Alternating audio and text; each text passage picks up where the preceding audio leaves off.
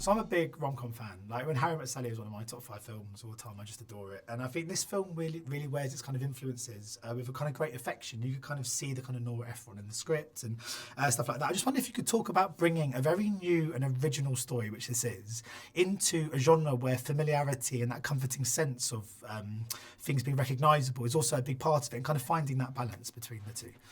Yeah, well, that was the thing. I kind of looked at all of the tropes that come with a rom-com, and just sort of interrogated them. I was like, why are they there? And if we're going to do this in a modern day, and also for Gen Z who don't really have a rom-com, or at least they don't have very many, and so I just kind of interrogated why they're all there. The running, the meet cute, the big declaration at the end, and the rain, and just sort of looked at that sort of character-wise and just made sure that they earned their keep that way. Psychologically, why do they do that? What they do?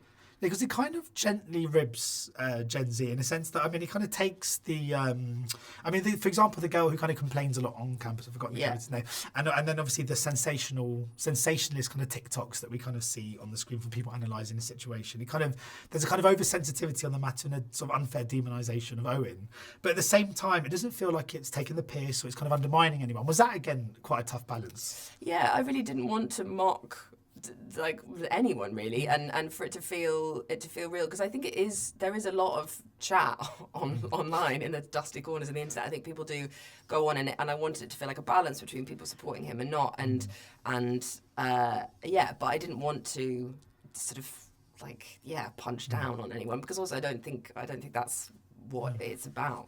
Yeah, I thought it was quite like lovely, affectionately self-deprecating, which I think is what makes a lot of the kind of comedy comes from as well. But obviously it's about Finding Emily. I want to talk about Finding Your Emily. I mean, Angourie is such a great actress. I think right from when we first saw her in The Nice Guy, and all of her projects seem to be sort of like, she seems to get it right every time.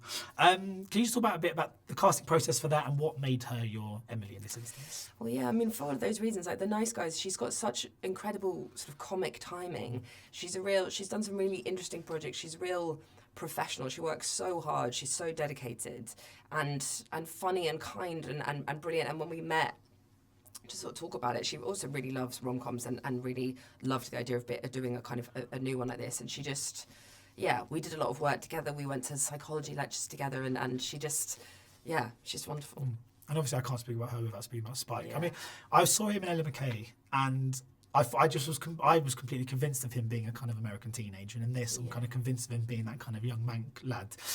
He has such a natural authenticity to his performance, doesn't he? I mean, what is it about him that makes him such a... Because, I mean, this is one of his first leading roles. It is his first, what do you think gives him this kind of... charisma, I suppose, on the screen? I mean, that's the thing. Like, he's so in his own skin, and he very much does feel like Owen when we met and had a sort of proper chat. He just is that guy. He's quite a sort of like old school romantic, and he loves music, and he's so alive in his own skin, and he's super into improv. Like he's so I think them two together have very different processes, and I think it made their chemistry really wonderful. And you mentioned music. I thought the song was great that he sings on the podcast. I mean, it's so important, it's good, because in moments like that, if the song's not great, it can kind of detract from it. I'm just wondering what the kind of process was in building that song, and kind of where it came from, and how pleased you were that it was really good. So thrilled. I was so excited about it. So Anthony Schmerick, who's a Manchester musician, wrote the song, and we got a bunch of different demos in, and it was, as you said, it was really important that it was good, but not too good, because so it was getting that balance right. And I was a big fan of Anthony Schmerick before I got this film, and then when we knew that we needed a song, we sort of asked him to do us a demo, and I got a bunch in that were quite sort of, that were maybe leaning too kind of sweet and saccharine, and then his came in, and it was just him like playing the guitar, and it was so good. And I then met up with him, and we had a cup of tea, and he totally got it, and he's a real sort of existentialist as well, and so it was a real joy, because then we did the version at the end that's a kind of more produced version, and Anthony's producer, a guy called Max Rad, produced it, and again I wanted it to feel like fun and fresh and new, and it was the time when I'd never composed like an original song before or been part of it, and it was just the coolest thing. You should release it. I know. Well, it's going to go on the soundtrack.